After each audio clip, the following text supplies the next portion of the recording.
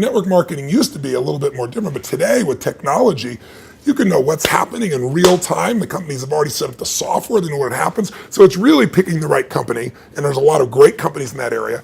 And it's really realizing that you're really a value creator. If you can go out and add value to other people's lives, if you can just introduce people to a product or a service that a company you represent that truly is extraordinary, some products and services can't just be thrown up on Amazon. They need the story to be told. And if you found a product or service of that nature and you got a company that has a generous schedule of being able to reward you, and then you begin to get leverage where it's not just you, where you've multiplied your efforts to other people, then you get all the benefits of being a business owner without all the headaches and without the same level of risk. And so I think network marketing is amazing. Now, network marketing has a mixed reputation, and we all know that, right, in the marketplace. And anybody goes out there, what are you doing? That's why you got to own yourself as a professional. I think that's why I'm supportive of what you do, because you're not just pumping people up, you're giving people real skill sets to be a pro. If you're a dabbler in anything, you're not going to succeed. So I don't think you should have the delusion that network marketing is the way to get rich if you're just going to try it. This is something you got to commit to and say, this is my profession. I'm going to be better than anybody else in this area. I'm going to get the skills and the ability, and I'm going to hone my talents, and I'm going to build my teams, and I'm going to constantly get better. But I don't have to take the risks of starting a business traditionally, and I don't have to be good at all those things that make it so hard for the vast majority of humans never to be able to succeed. And again, in this business, you don't have to wait to start making money.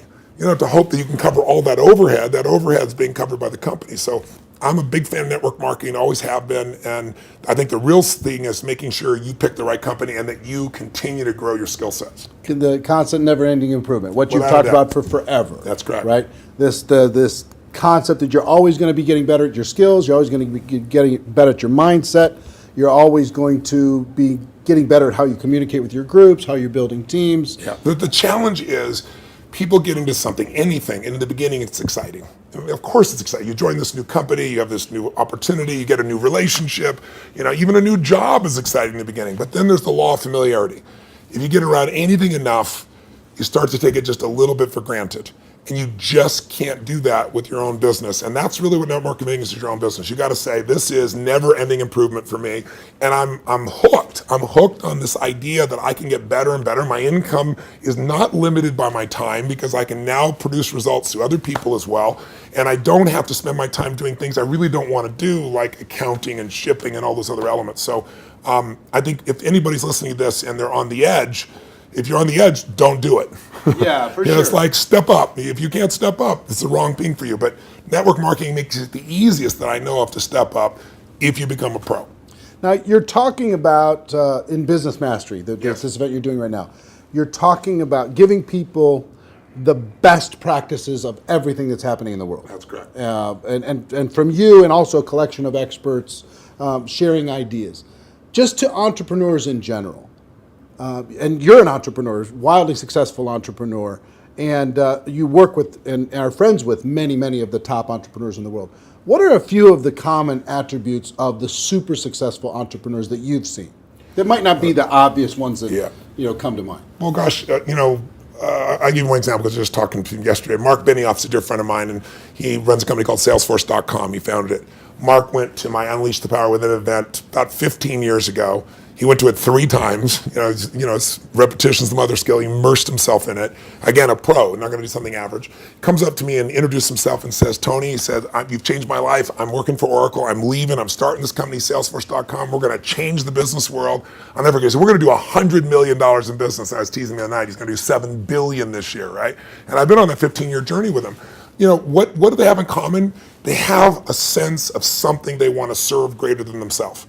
The only challenge sometimes in network marketing, and I think what gives it a bad reputation for some people, is you get people in there that really act like they're doing it for something larger than themselves, but it really is only them. Now, there's nothing wrong with you wanting to profit and be successful, but motive does matter. And the most successful entrepreneurs have a motive that includes themselves, but they want to do something that's going to change the world, make the world different.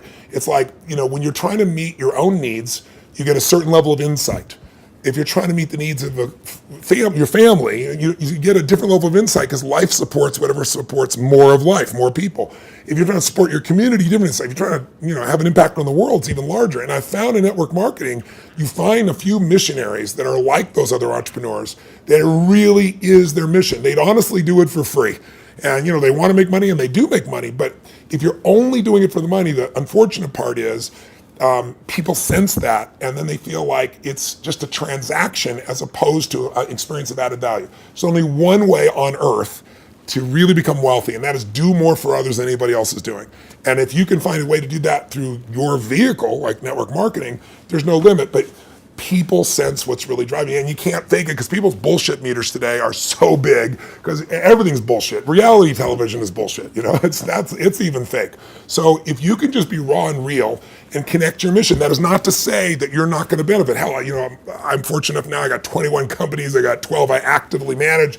We're approaching $6 billion in revenues this year, and I'm a guy that started out, in a 400 square foot bachelor apartment in Venice with no business background.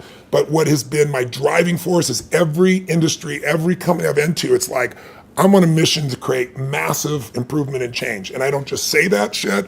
If you want to know who I am, you don't have to watch how my lips move, watch how my feet have moved for, 3.5 decades, actually 38 years now. I started when I was 3, I think, something like that. But that's it. Find your mission, find a motive greater than yourself, and ironically, you will do incredibly well yourself as well. Yeah, I found that same thing's absolutely true.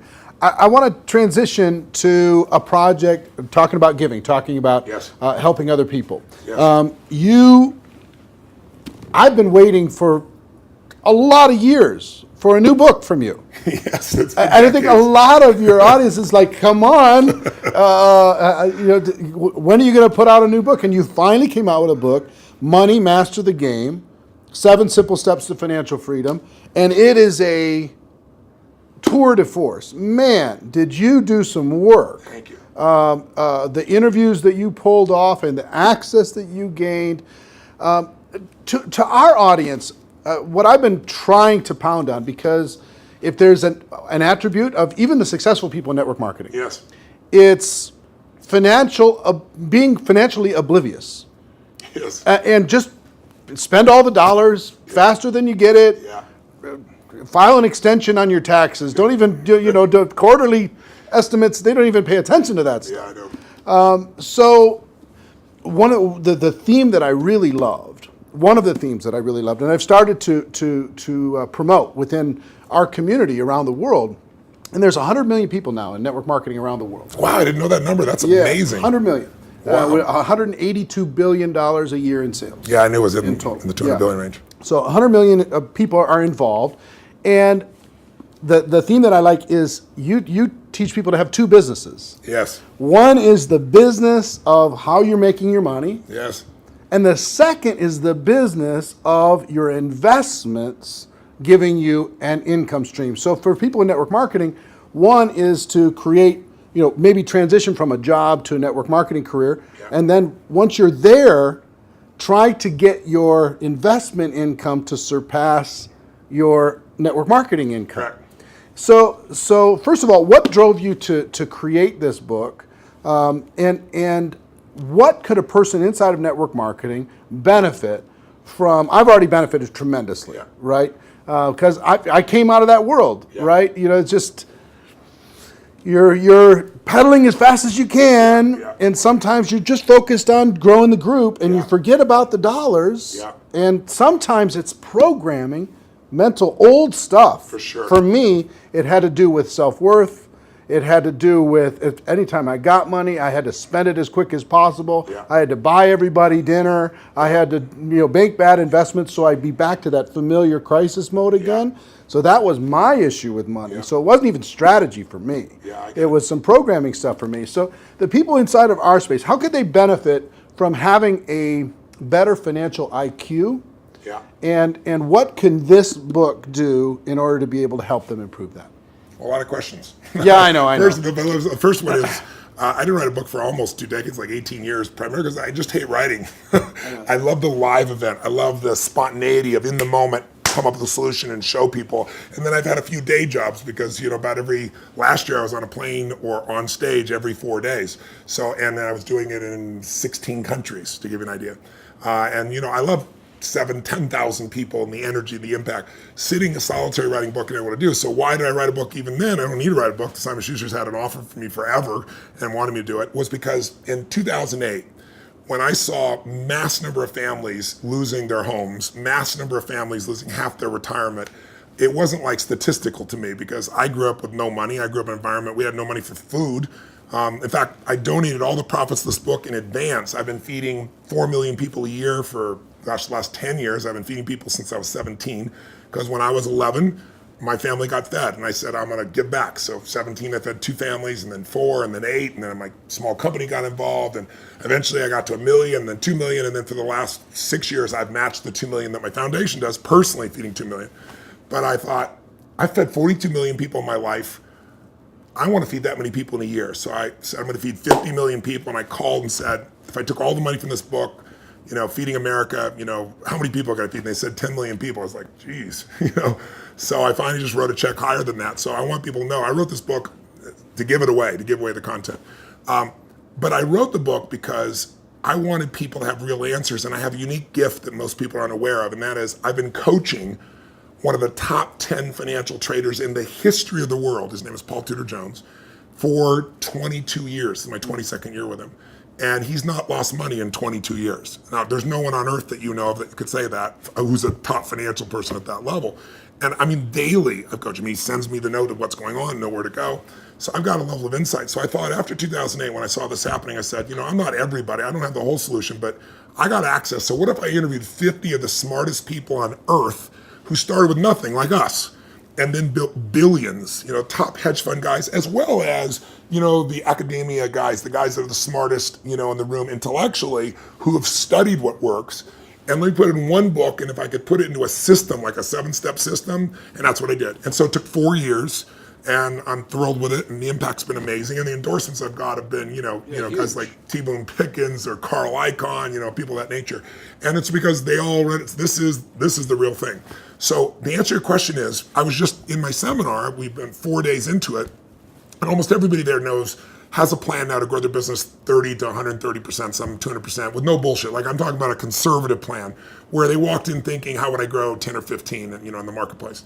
But after all that, I still want them to know, and that's why my conversation with them today is, you got to have your core business, and you got to have a second business with no employees that takes you 15 minutes, maybe a month or a quarter. You can actually make it 15 minutes a year.